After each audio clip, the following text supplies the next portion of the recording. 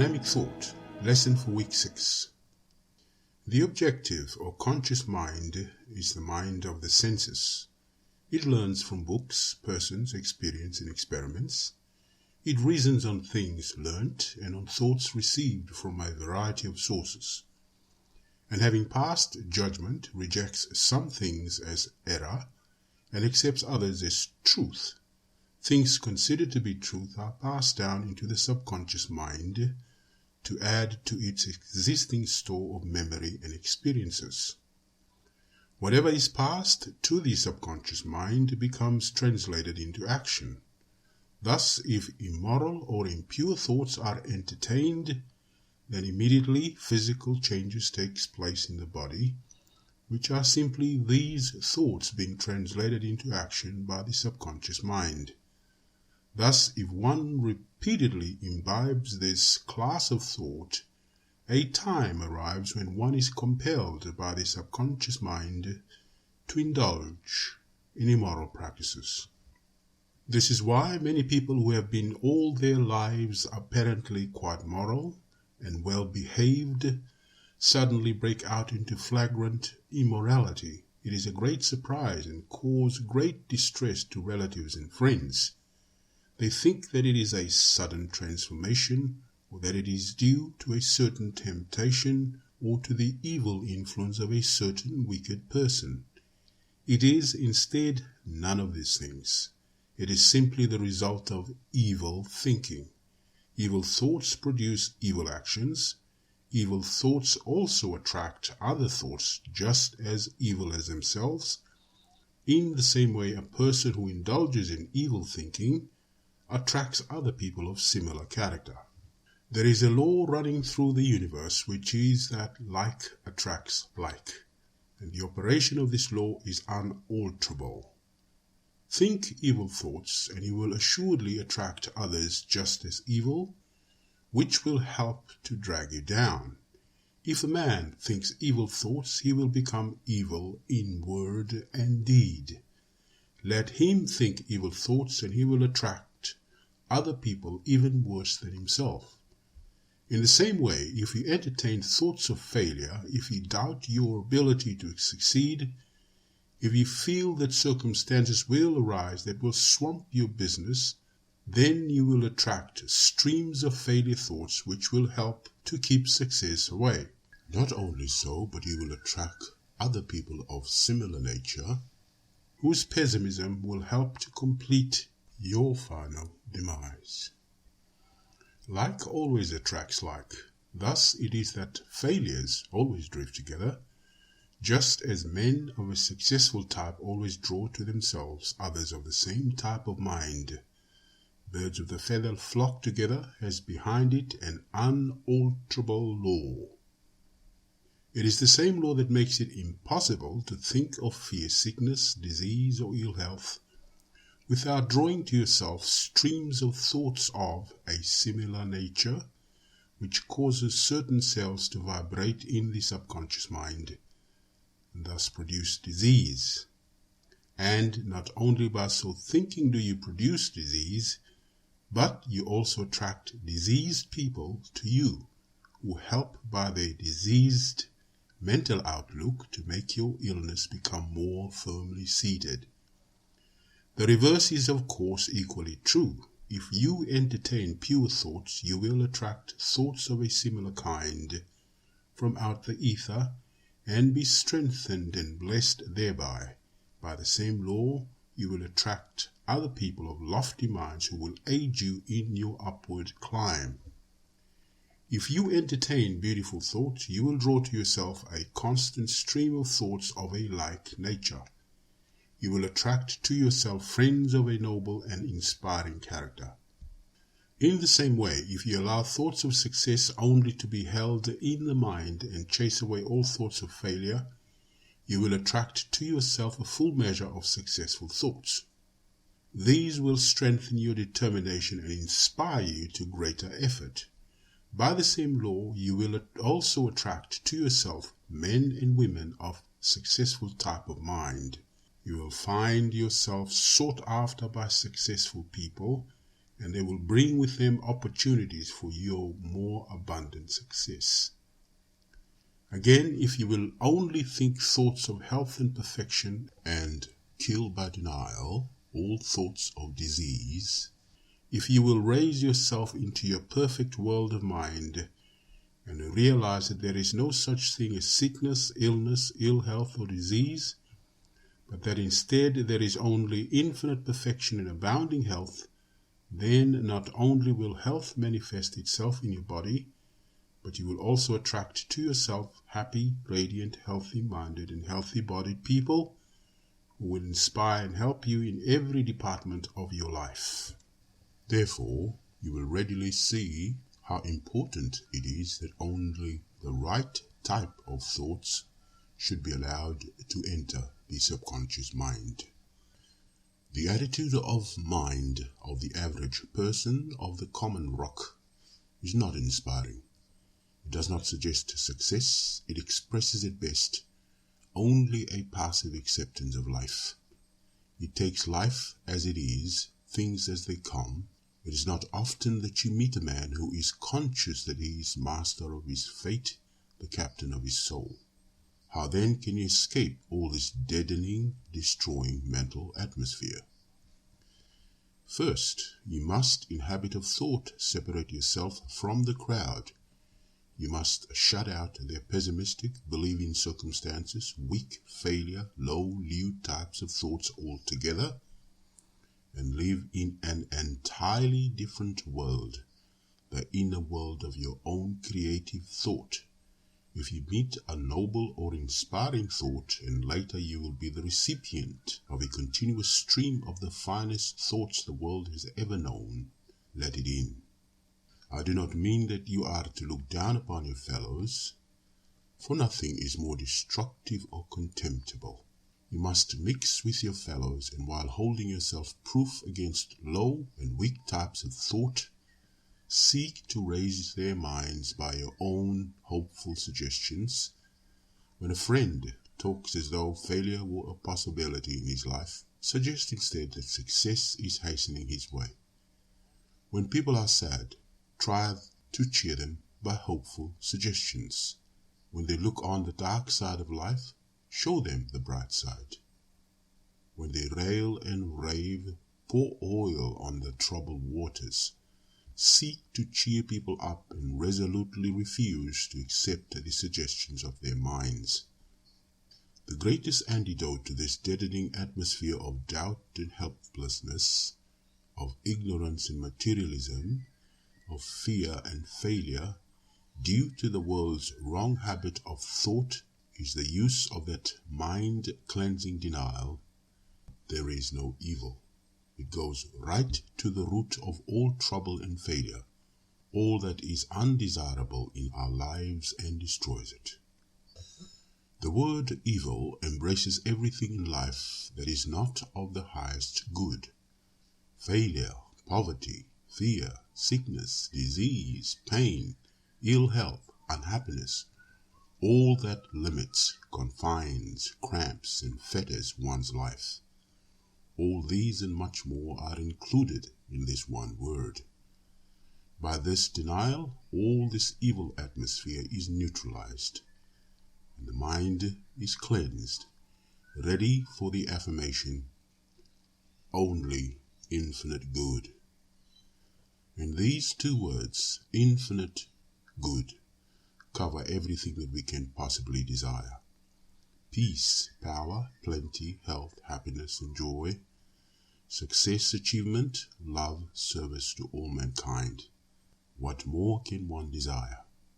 Therefore, mix with your fellows. They are, after all, your brothers and sisters. Seek to do all the good that you can, but continually cleanse your mind and thought by the use of the denial of evil, and build up your character and life and circumstances by affirmations of infinite good.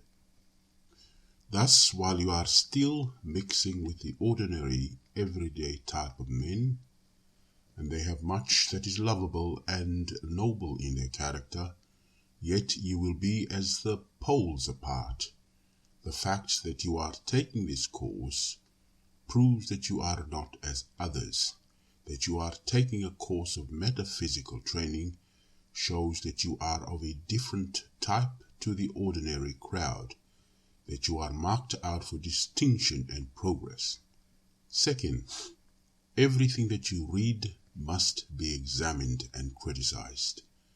You must remember that books, papers, magazines, letters, unless you consciously prevent them, will convey suggestions to your subconscious mind and in the course of time become translated into action. Therefore, if you read books of passion, your life will be unbalanced and perhaps wrecked by gusts of violent desires, which call loudly to be satisfied. On the other hand, if you will read books written by lofty minds, you will receive thoughts which inspire and strengthen you.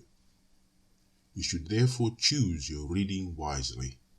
Read the best literature, and do not then accept as truth all that you read.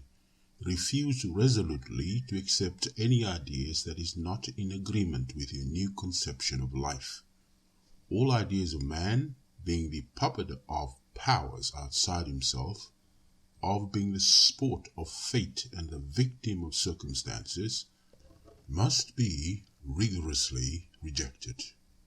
All that tends to strengthen your new conception of life, which is that all things are delivered into your hands, and that you have the power to conquer both yourself and all difficulty, and thus make your life sublime, all that tends to strengthen this mental attitude should be accepted. The will and the conscious mind stand at the gate. By them you must examine every thought, every suggestion, hold everything up and examine it in the light of your newly found knowledge, and if it cannot stand this searching test, cast it from you. You can never be successful if you allow thoughts of weakness or failure or fear to enter your subconscious mind. The one great outstanding characteristics that distinguishes successful men from the unsuccessful is their absolute belief and faith in their ability to succeed. Thoughts of failure or fear never enter the mind of the truly successful man. If you examine the character of any great and truly successful man, you will find this dominating characteristic: absolute faith in his own success, and with it an entire absence of fear or weakness. Therefore, it is certain that you can never be successful if you allow doubt and fear to enter your mind. It is only when by mind control you have cast out fear and doubt that you can enter the path that leads to success. Some men are successful and are not conscious of the laws which govern success. They unconsciously work according to law, by instinct rather than knowledge. It is because they are naturally men of large faith and unfailing courage that they have become successful. Therefore, you too, in order to succeed, must have a large faith and unfailing courage, faith in the power within you, and a courage that is born of knowledge. Thus can you be placed on the same footing as that of any other successful man. In fact, you will be better equipped than the naturally successful man, for possessing knowledge will enable you to avoid many errors into which he, through ignorance of the law, might fall. Therefore, in your reading, you must close your eyes to all suggestions which are antagonistic to your newly found knowledge. Third, by denial and affirmation, you create a new mental outlook. By denial, we obtain immediate relief from our troubles. For instance, if when you are in pain, you will deny that there is pain in your perfect mental world, and raise yourself above the ordinary life of the senses, and realize that you, your higher mental self, are a perfect mind or mental creature incapable of being attacked by pain, then the pain will quickly go. In the same way, whatever trouble may confront you, by denial you obtain immediate relief. Denial kills the evil thought, which is the cause of all the troubles, and cleanses and purifies the mind, making it ready for affirmation. Always precede an affirmation by the necessary denial. If you are going to affirm health, then first deny ill health, sickness, and disease. If you are going to affirm success, first deny failure. If you wish for prosperity and plenty, then first deny poverty and want, so as to get the mind ready for the affirmation, I am success, prosperity, and plenty are already mine. You exclaim, how can I truthfully affirm that I am that which I know myself not to be? The answer is, there are two yous. There is the finite outside surface material you, and there is the great and glorious inner spiritual and mental being, which is the real you. The former is a weak and coarse reflection of the latter. This glorious and real you is perfect and lives in a perfect mental world. When you affirm in your perfect mental world that you are perfect, you mean the real and sublime you, and you are telling the truth. Whatever good quality you affirm is quite true, because you, yourself, the real you, are perfect. By denial of evil and imperfection and by affirming of infinite perfection, you destroy evil in your material life and bring it more into harmony with a perfect life. Therefore, what you affirm in your perfect mental world is later and sometimes instantaneously manifested in your material world. An affirmation has been described by one writer as a statement of truth consciously used so as to become the directing power of life's expression. This is a good and true definition. Scientists will tell you that the submerged mind of man acts only upon suggestion. So powerful is the hidden mind, and so subject is it to suggestion, that we have in affirmations a weapon of extraordinary power for good, and in negative suggestions a terrible power for evil. When we use affirmation, we make a statement of truth, which, if repeated often enough, will sink down into the recesses of our mind and become part of our very life. It will galvanize the hidden forces of our mind into activity and guide them into the path of achievement. If in the past you have been a failure, then by constantly affirming, I am success, you will gradually eradicate the weak, fearing, give up too soon attitude of your material mind and build up in its place the mental outlook of courage, cheerfulness, optimism, and belief in your ability to succeed. Failure or lack of success in life is not, as I've already pointed out, due to outward circumstances, but is simply a weakness of character. By affirmations, you can build up your character and make its former weak points strongest in your armor. It is by affirmations, then, that man can control himself, build up his character, and shape his own destiny. It was for this reason that I gave you in your first lesson the affirmation, which is a denial and affirmation combiner. The old life is dead. I have entered the new life of success and power. In that affirmation, if consciously applied and persevered with, you kill the old life of failure and partial success and step out definitely into a new life of power and accomplishment. As a consequence, You will look upon life in a different way. You will act in a different manner. You will attract a different kind of people. Soon you begin to see evidences of the truth of these teachings manifested in your life and circumstances. Therefore, you can, by affirmations, make yourself proof against the harmful suggestions that meet you on every hand.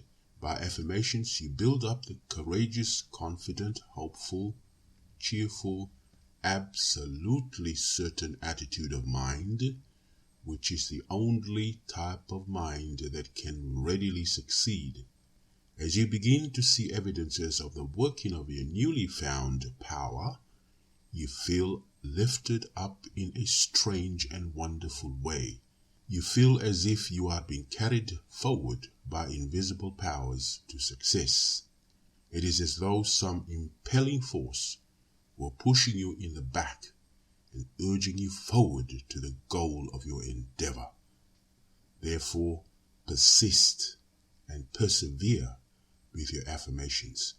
Continue to look for difficult tasks and unpleasant but very necessary duties, and aided by the power of affirmations, do them. Make affirmations to suit your own peculiar needs. If you are energetic and inclined to run yourself to pieces and rush and tear about and get your own nerves and everybody else's on edge, affirm as follows: I am perfectly calm, cool, and collected. I refuse to get excited or flustered. I work quietly and methodically. Then mentally picture yourself at work in a very calm, cool, and collected way, without hurry, fluster, or excitement. You will find your work go much better in consequence, and certainly not less quickly. If, on the other hand, you are inclined to be lazy or lethargic, affirm as follows: I am the personification of industry and energy. I am busy from morning until night. Then picture yourself hard at work, doing good work and plenty of it. This, you will find, will help you vastly in enabling you to stick to your task and to keep sticking to it day after day. Thus you have within your grasp the power by which you can overcome every weakness of character, a key which will unlock every door, an art which is the open sesame to the unlimited treasure house of the universal mind. By the use of this wonderful power, you can turn failure into success, sorrow into joy, sickness into health, mediocrity into genius. To you all things are possible. Strength of purpose, the joy of achievement, all the glories of a life of self-mastery.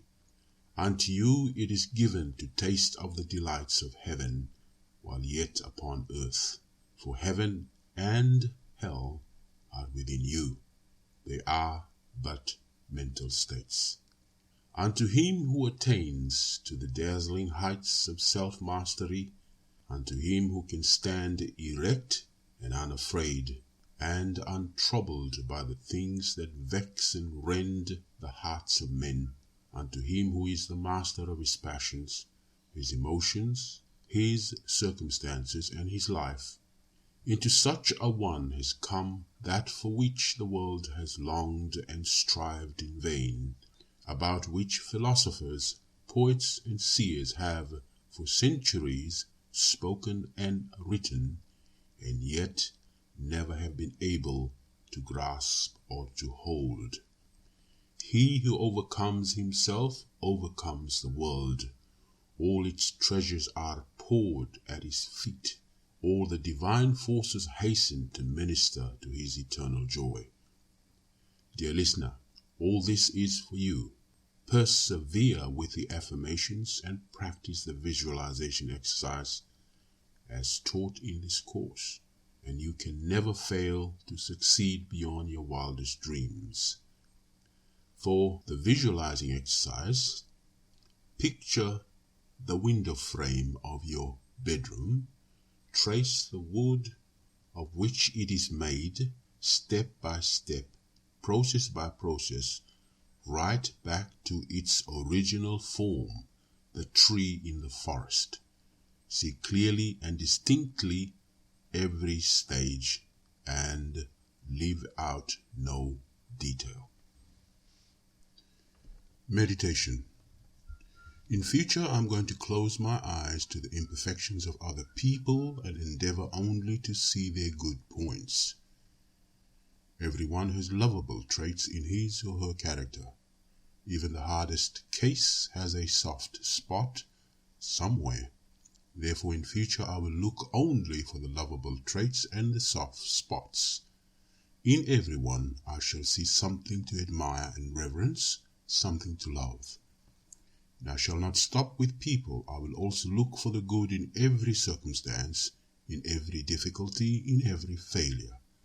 I will look for the good in every blade of grass, every opening flower, in the wind that blows, in the sun that burns my cheek. Rain or sunshine, fair weather or foul, I will see good in everything, see perfection underlying all. Out of these will grow a new sympathy, a more extensive and embracing love, a larger and wider consciousness, for everyone and everything are my brothers. Each forms a part of the one whole. We are one with one another, and the universal life and mind of which we each form an individual part. Appendix. Continue to get your subliminal mind to solve your problems. Do not be disheartened by failures. Simply try again until you succeed.